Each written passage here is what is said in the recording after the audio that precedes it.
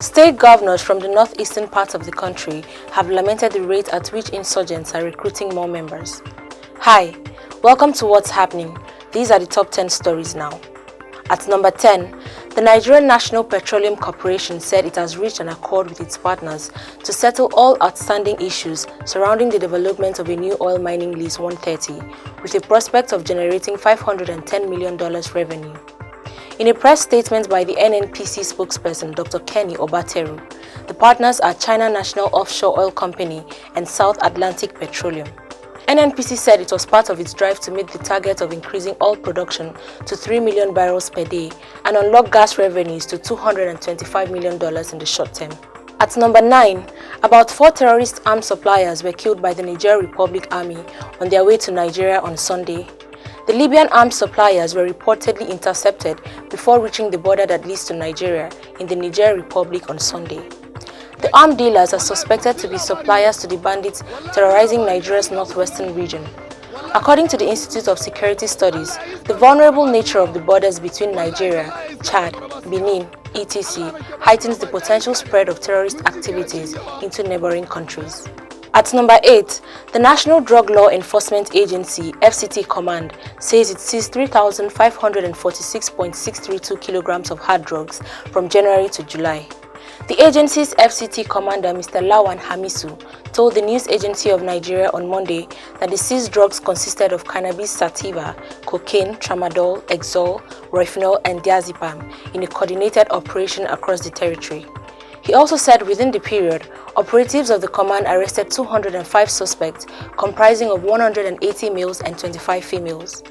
Hamisu recalled that April and June was the period of lockdown due to COVID-19, which clearly slowed down the level of operations in the FCT. At number 7, petroleum tanker drivers in Lagos State have begun their strike, as directed by the Nigeria Union of Petroleum and Natural Gas Workers. The state chairman of the union, Abuela Ajayi, made the confirmation in an interview on Monday, stating that the strike began in the early hours of August 10, 2020, following a negotiation breakdown between the state government and the union. However, representatives of the Lagos state government and union met to resolve issues surrounding the ongoing strike. According to the state government, the intervention was necessary to avert possible fuel scarcity and crises that could result from the strike. At number 6, the owner of the property housing the Secretariat of the People's Democratic Party in Bayelsa State, Mr. Chubi Ben Wilson, has implored the party's leadership to pay him an outstanding rent of over 105 million naira before vacating the building. On Sunday, the landlord said that the PDP had not paid him rent for the past 6 years, adding that instead of paying the rent as ordered by the State High Court, the party wrote to him that it was quitting the property. Ben Wilson said the PDP refusing to pay me my due rent is simply the story of callousness and wickedness. That is the property they have been occupying to record several electoral victories in Bayelsa State. At number 5, the federal government has inaugurated a transparency committee to improve good governance and enhance public whistleblower policy. The committee will provide the general public with tools to report financial wrongdoings and guidelines for ministries, departments, and agencies in order to promote financial transparency. The Office of the Accountant General of the Federation issued a statement on Monday announcing the inauguration of the committee in Abuja by the Accountant General of the Federation, Idris Ahmed. The committee was set up in line with the transparency and open government policy for making public financial information of all MDAs to promote accountability and anti-corruption campaigns. At number 4, the Interim Management Committee of the Niger Delta Development Commission has alleged that 11.5 billion naira contracts were smuggled into the agency's 2020 budget. It said the non-essential contracts were for the supply of desks and chairs to schools in the Niger Delta. The NDDC Director of Project, Cairo Ojubo, in a statement released on Sunday through the Corporate Affairs Director, Charles Odili, queried the rationale between the 11.5 billion naira non-essential contracts for the 4,800 chairs and desks, wondering where they would be deployed in. At number 3, the Deputy Governor of Ondo State, Abuela Ajayi, has resigned from the People's Democratic Party and formally joined the Zenith Labour Party. The move, which is to further his governorship aspiration, was announced on Twitter on Monday. The tweet says, "Today, 10th August 2020, I resign my membership from the People's Democratic Party to join the Zenith Labour Party to further my aspirations. I appreciate the national leadership and members of the party for their warm reception and acceptance in the short period I rejoined the party."